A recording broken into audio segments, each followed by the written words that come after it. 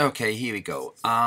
It's 6 o'clock, 6:59 and 25 seconds, so it's almost 7 o'clock in the morning. So let's call it 7 o'clock. So that's easy to remember. Stick some music on.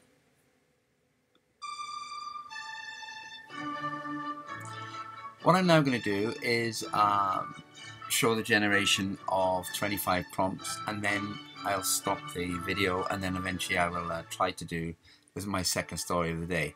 So the first thing I do is I lay out 5 blocks of 25 prompts, or at least slots to put prompts in, and off I go. First book I picked up is Poems on the Underground, the 9th edition, and I'm looking at Patrick Kavanagh poem, and the first couple of lines is, "Every old man I see reminds me of my father."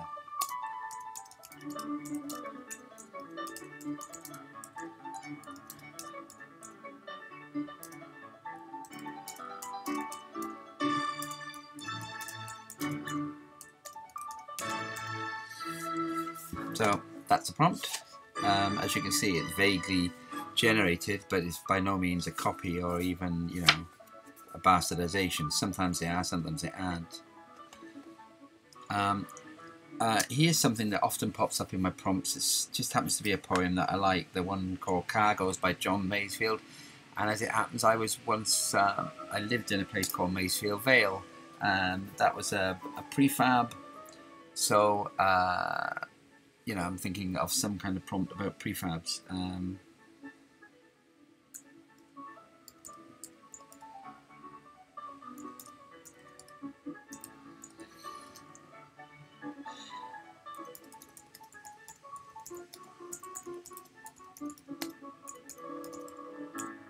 So there you go, there's number 2. So there's a poem here by Peter Porter, Waiting for Rain in Devon. Sometimes I like to just use a very short prompt, which is obviously extremely open-ended if it's a single word, and there's one for you, rain.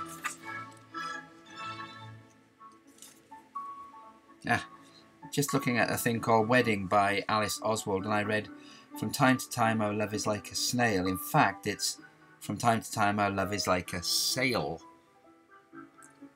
So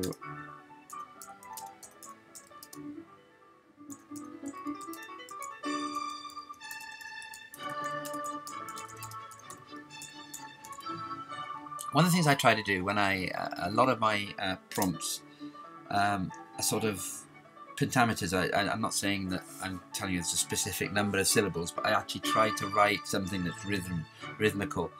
Occasionally in the past, we would take turns writing prompts, and what I used to find was people had this obsession with making prompts really, really weird. Things like chocolate-covered Brillo pads.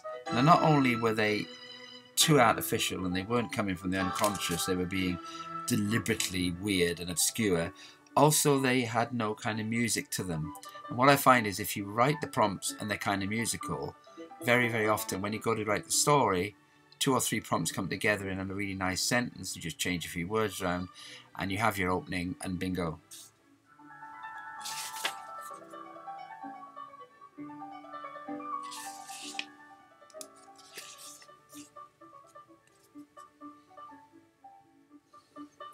There's a thing here, harvest woman, but no, she's abstract, is a bird.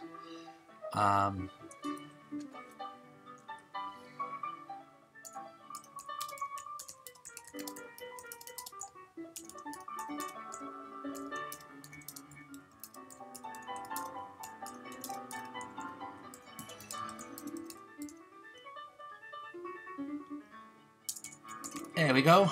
The other one. You'll notice that I kind of always sprinkle my prompts, and the reason for that is when I first did prompts, I'd start at the top, work my way down, and what I'd never noticed was there was a sequence. That my thoughts were obviously there's some kind of linkage going on in my head, and if I just put them all down 1 to 25, then that linkage might come over to you. What I also sometimes do is I take the prompts that I've done and I alphabetize them so that the order that they were generated is completely broken up. I've even had a situation once where I had 25 prompts with just a few words added.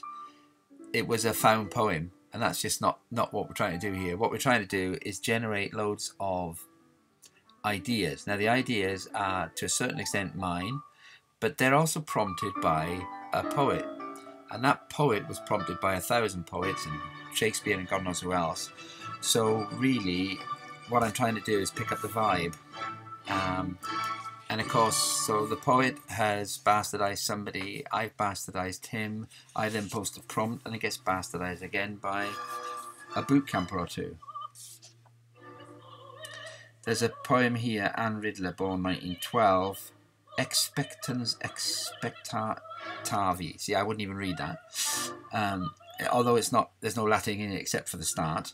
And it begins the candid freezing season again, which I find really difficult to say, but I'm suddenly thinking of something to do with canning, as in making stuff in tins.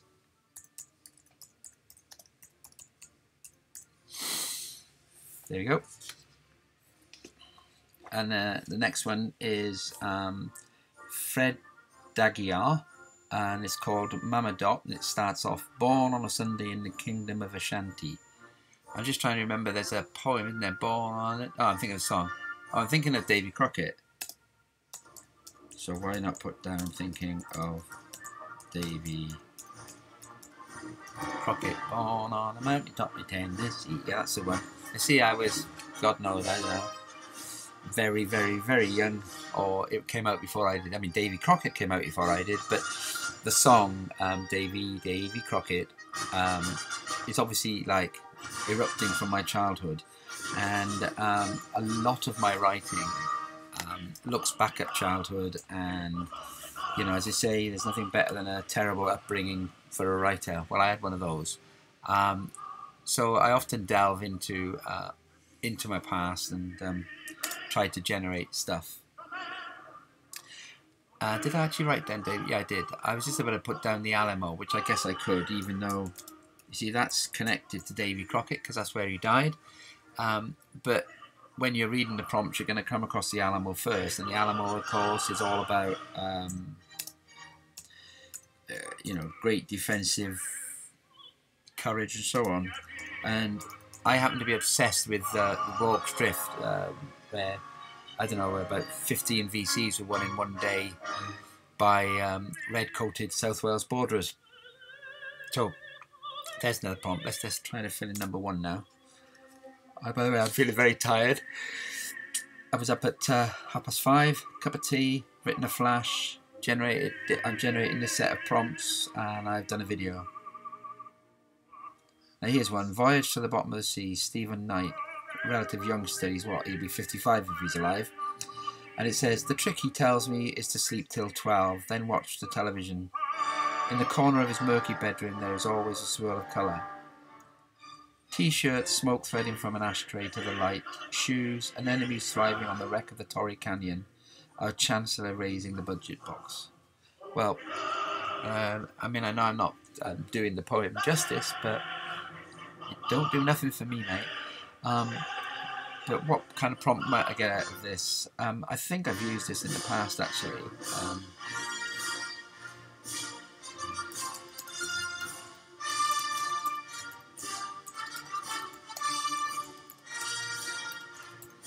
So obviously that's derived. The trick is don't get out of bed, but I don't think in any way anybody could accuse me of plagiarising that poem.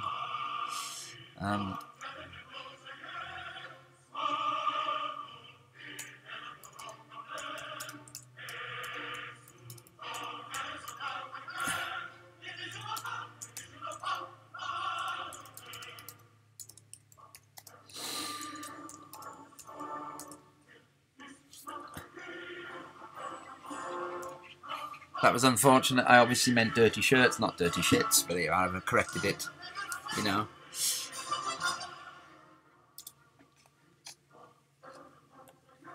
Now, I just read something here. It says, like to the falling of a star, and that immediately gave me...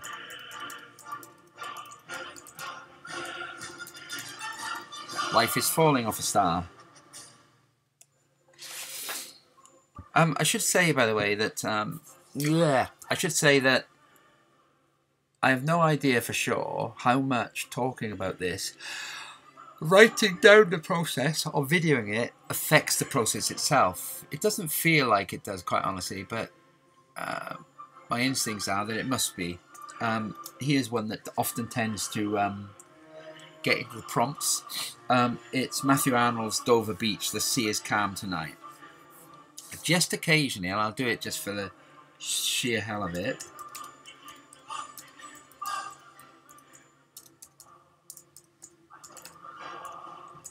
if I very, very occasionally use a direct quote, because obviously many people will know, you know, "The sea is calm tonight" is the opening line of Matthew Arnold. Now, I think somebody could use the word "the sea is calm tonight" and immediately follow that as, you know, a longer sentence, and there's no way that's plagiarization. But just to cover our arse, if I do use a direct quote, I put it in prompts, and then people say, okay, that's a line from. And I would do that with a line of Shakespeare. But you know, 5 words from a poem, where those 5 words might end up in the same sequence in a sentence which is 30 words long, is hardly. It's not even sampling. It's just a phrase. "The sea is calm tonight" is a commonality that you or I could just say sitting on a pier somewhere, and we just say to each other, "Wow, the sea is calm tonight." So I don't consider that as like borrowed from a poem.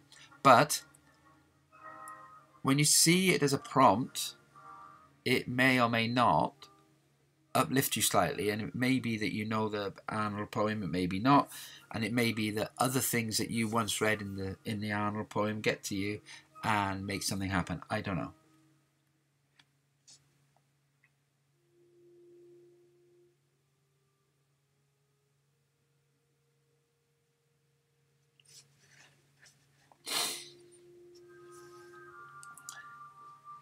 There's a Tom Gunn one here called "The Reassurance," and it just says, "About 10 days or so ago, after we saw you dead, you came back in a dream. I'm all right now, you said."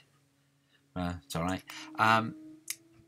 But I find that a fair few of my poems, sorry, not my poems, well, maybe my poems, but a fair few of my short stories and flashes toy with, you know, what it's like to die.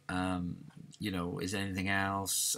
What is actually the process like? Is it just like the light goes out, like at the end of The Sopranos? Who knows? All I know is I was disappointed by the end of The Sopranos, and I kept wanting to see more happen. But you know, you pays your money. Okay, so something about, you know, maybe I'll just say afterwards, leave it at that for now. So there we go.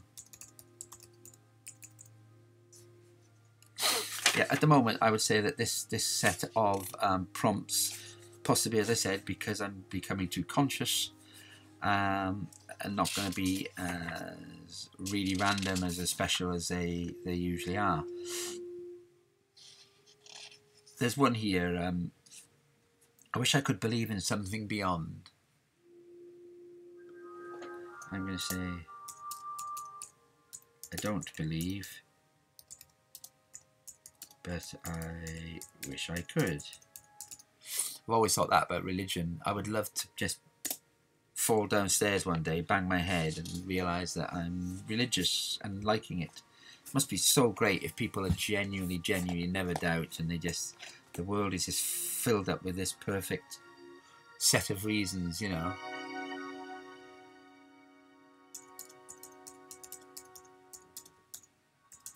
Yeah, I could try Islam. I once went out with a Muslim girl. She was very sweet, very pretty. She was a really cheap date because all she ever drank was water. I think she might have drank tea, but I can't remember. Anyway, she was the cheapest date I ever had. And she used to go around helping girls that had been put in forced marriages and getting them out of these forced marriages. And I remember once she took me to Cardiff to see a family, and the parents were really shy, and the children were probably 14, 15, 16, 17, but they were excruciatingly shy, and they sat on the stairs. And, you know, when I think of, you know, people talking about jihadis and bloody Muslims and terrorism and all sorts, I'm thinking, you know, you're seeing a millionth of a percent, you know, try looking at a few more things. What that's got to do with the price of eggs, I'm not quite certain, and all I know is that I'm wasting a bit of time here. But normally, you see, what I've just said to you, rather than it would normally just be in a mental process, would have produced probably by now about four prompts. Oh, my love is like a red, red rose. I saw a peacock. I am a poet. I am very fond of bananas. Oh, I remember that one. That was Wendy Coat, wasn't it? As I say, sometimes I break up the chains with single words.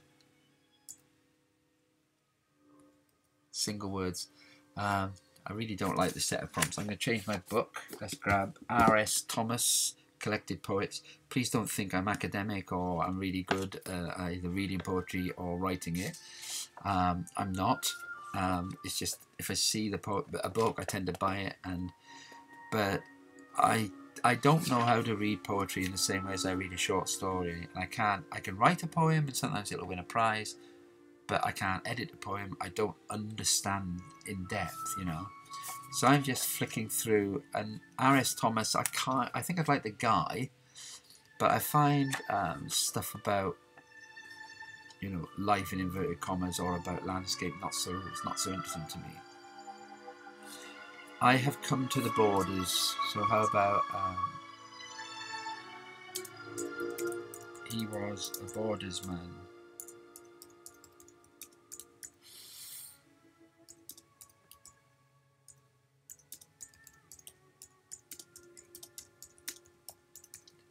Yeah, he was a borders man, dark, certain in his walk. Do not ask me where the hell that came from, because I don't really understand.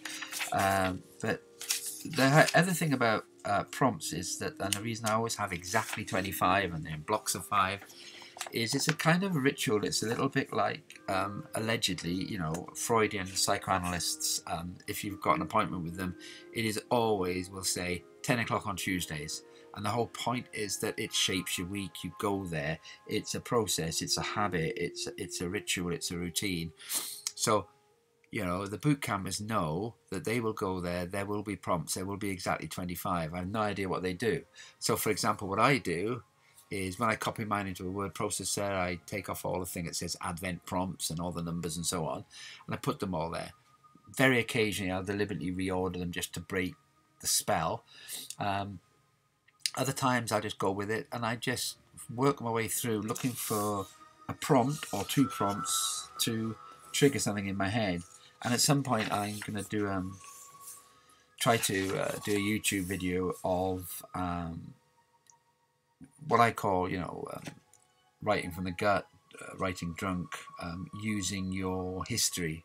I believe that if I read, I mean, I know, for example, I actually know the Alamo Rorke's Drift, that I have a really deep interest in situations where you're fighting and you know that you're going to die. I think I must have had bad dreams when I was a kid or something, but I'm fascinated by ridiculous bravery. I mean, the kind of bravery where the guy is not scared is not bravery to me. Bravery is when a guy is absolutely terrified and he overcomes his terror. Now, and the only way I've seen the Alamo is a Hollywood type film, so I don't know what the Alamo was really like. They probably all had itchy asses and God knows what else, but I know more about Rorke's Drift. And a lot of the guys that died in the Zulu Wars died of things like boils. Well, not died of boils, but they died of, you know, really, really poor health and stupid illnesses that in the UK they might not have died of.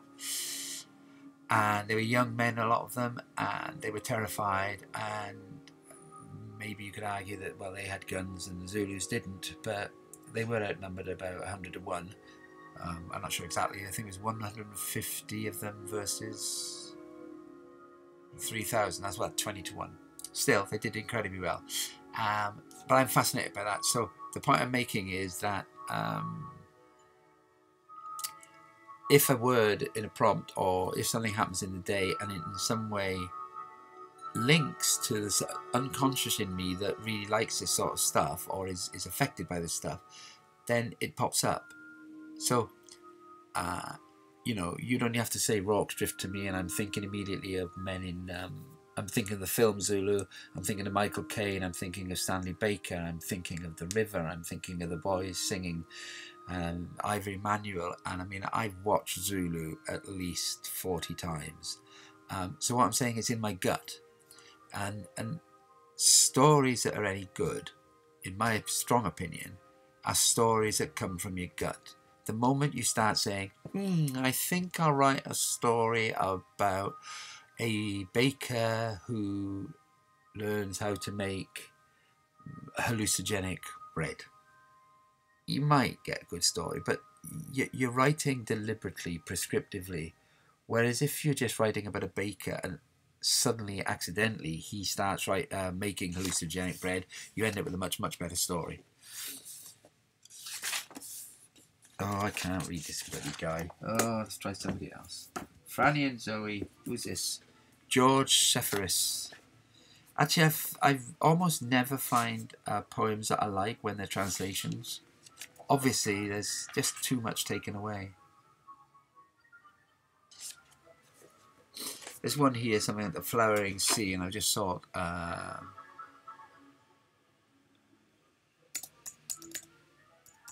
sea is full of flowers. Oh bugger.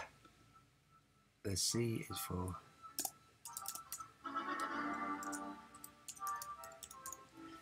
Once I wrote an article, and it was about, it starts off, what is love? It's about what is literary short fiction about. And I read about this. There was a disaster in Spain. It was an American, I don't know, it was a destroyer battleship or whatever, but it capsized, and an awful lot of guys were drowned. And once a year, this woman comes along, dressed, well, she's probably dead now. I mean, I read this a long time ago.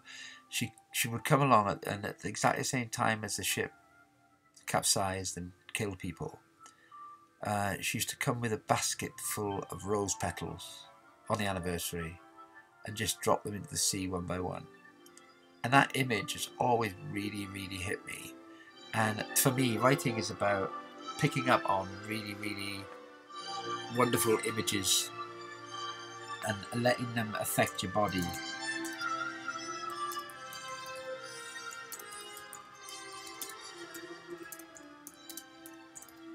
Oh, by the way, I have no idea if you can hear my voice, which would be a bit of a piss if you can, or you hear the music, or you can hear the music and the voice. But the first time I tried doing this, I suddenly discovered that every cough, wheeze, throat clearing or fart was beautifully in the middle of my writing, which I'm sure a few of my enemies would think was apt, but it doesn't make for good video. So I've put the music on just to cover something.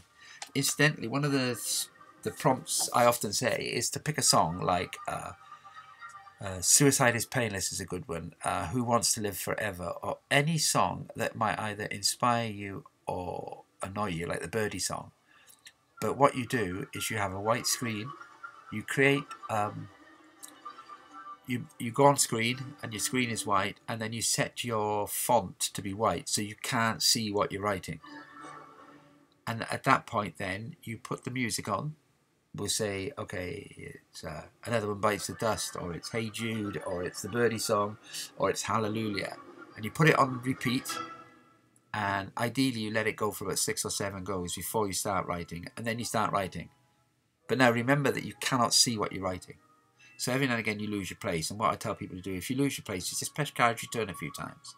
So you end up producing about 500, 600, 700 words where you literally can't be certain of your sentences. Now obviously there are errors, but then eventually you stop the music, you highlight your whole document, you change the font back to black, and then you tidy up.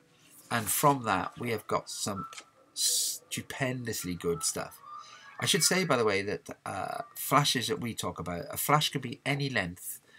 I once wrote what I call a flash, and it was 5,000 words long. The point about a flash is that you come to the desk completely unprepared. There is nothing planned. You've got a load of prompts, or you've got no prompts at all. And the moment you start writing, you write fast without stopping and considering and doing anything. So because of the nature of that, it tends to be typically a story from 300 to 700 words. Just occasionally it'll be 1,000 words or 1,200 words. But it is not the actual length of the piece that makes it a flash, it's the way it's written. That is, it's written in a flash. It's written drunk. You don't worry about editing at all, you just blast through as fast as you can. So it's fast writing with no preparation. Which, now, you might think, oh, so if they pick up all these prompts, isn't that preparation? Well, no, because all it is you normally, when we do a competition, for example, we'll say, right, here are the flashes, here are the prompts at, say, 7 o'clock in the morning. You have till 7:05 to say whether you're entering or not, and then you have to hand the story in by 8:30. Okay, so obviously there's no preparation and there's no time to think, or there's minutes, seconds to think. Right, I need to get these things finished.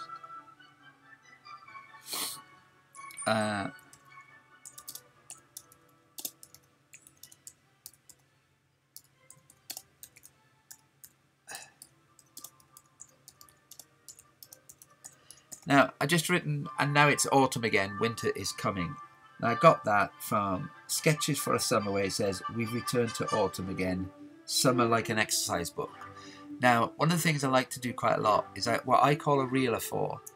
That is, and now it's autumn again, winter is coming, could be absolutely factual, straightforward, a farmer talking, a woman talking to her husband, a woman talking to children, could be anything.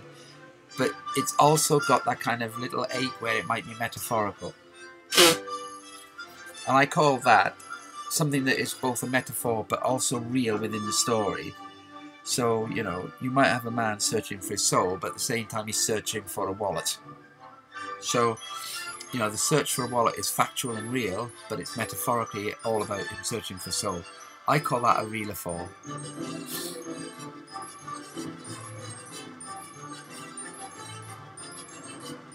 I just read here, I no longer know where I was born.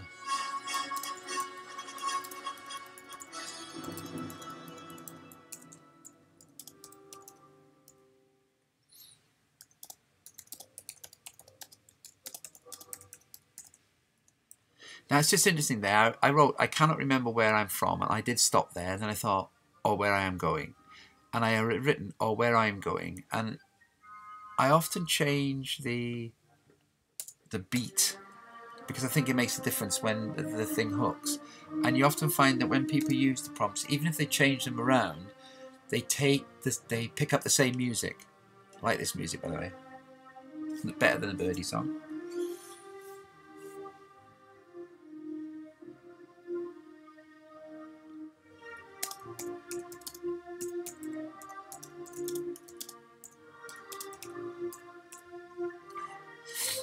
There was just the word captain in a poem somewhere down there. No idea where it was now. But I just wrote the captains of my ship, imagining some woman maybe writing about the 2 men in her life or the 3 men in her life.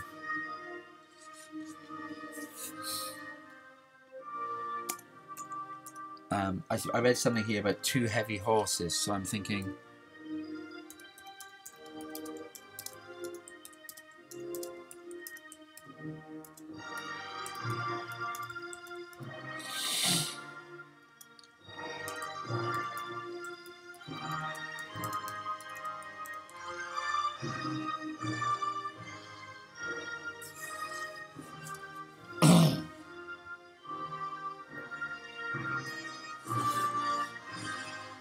Quite funny, actually. I'm almost at the end of my 25 prompts. You'd think I designed the music specially.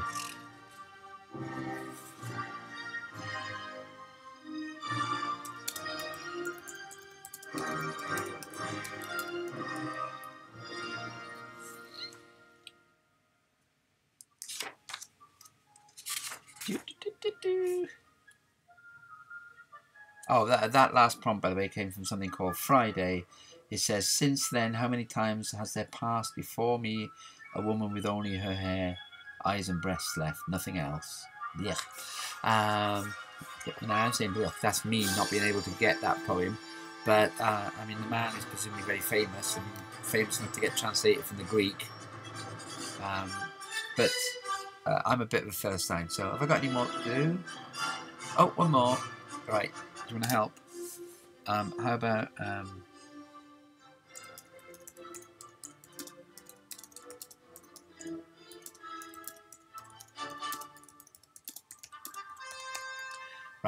Now, this is marked 0705, and that was usually about 12-13 minutes, and it's actually 7:29. So this has taken me 34 minutes. Normally it's 5 minutes, so you can see that the process has really been messed with.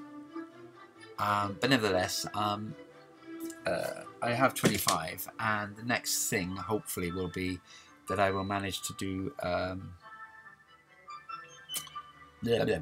I will manage to do a short story or a poem or a flash from those. So I'll just save this to boot camp. Oh no, I need to copy it first, so Control A, C. I save this to boot camp. Look at that, dog walking 30 minutes. How good am I?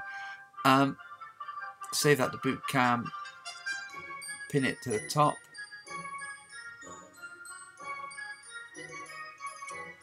Shoot off to Facebook.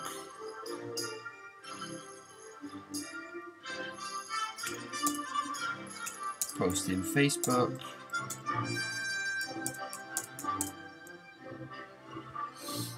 Okay. So there it is in Facebook. And they don't even pay me for this, you know. And I go off to my blog. And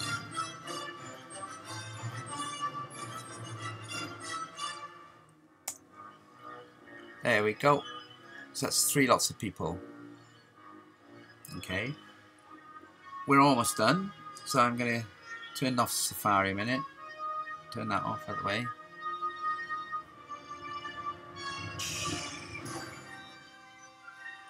Now, this is what next happens. Oh, sorry.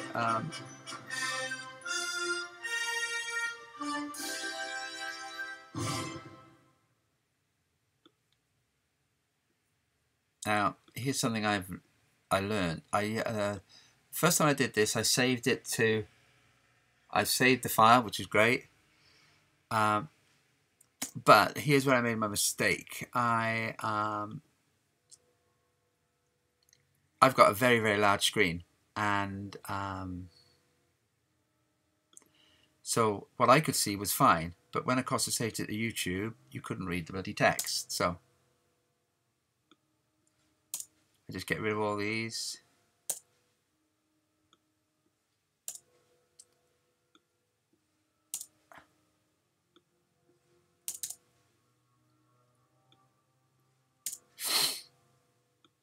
I quite like that line, the sea is full of flowers. I'm 99% certain I won't use bananas. I quite like life is falling off a star. And I like, I don't believe, but I wish I could. Rain, of course, is a cliche, but I'm not thinking necessarily I'll use the word rain, but it's just that there may be rain within the story. I doubt if I were used, I could try Islam. It's not that I have anything against it or whatever, but I just think at the moment, if you write anything that has, you know, Islam or Muslim in it, people are thinking too much about what's going on today, and therefore they don't. Now I'm going to take out the quotes from the Sea is Calm Tonight.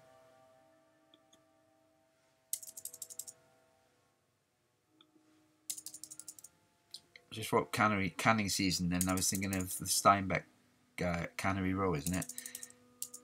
Okay, now I cannot remember where I am, where I'm from, or where I'm going. That's a really good opening, except that one of the things I do is just to, if I've got short lines, I crunch them up together so I can see a few more, you know, on the screen. Now, when I'm working normally, I can see the whole screen every time. I just do Control A, bold it all, take the bold off. Where? Set it all to 14 point. Okay. So this is what I would now get. This is what I normally do. I would create this. I've put it into, in my case, it's whatever Apple's thing's called, but it's pages, into a Word file or whatever. And very rarely would I generate the prompts now, this minute, and then 5 minutes later carry on. I nearly always take some kind of break, even if it's just to go and have a shower or shave, make a cup of tea. Because obviously you're reading these things, and in the normal process they're working on you. But what I would do now is I would literally read these through, which I'm going to do so you can do it with me.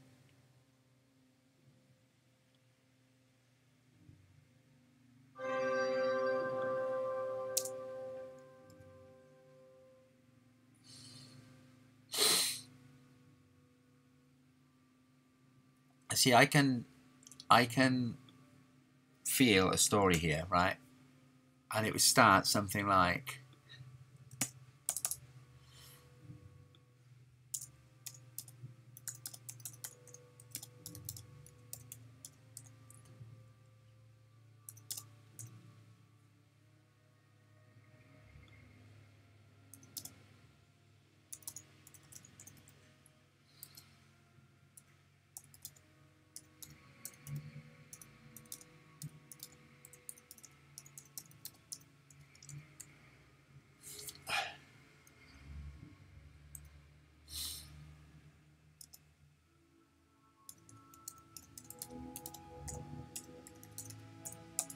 I mean, I could definitely, from that start there, I could quite easily generate a story. Otherwise this will be too long, so I'm going to stop this now, and I've no idea even if it worked. But this obviously will be my next story or flash, and hopefully I will record the process of that happening.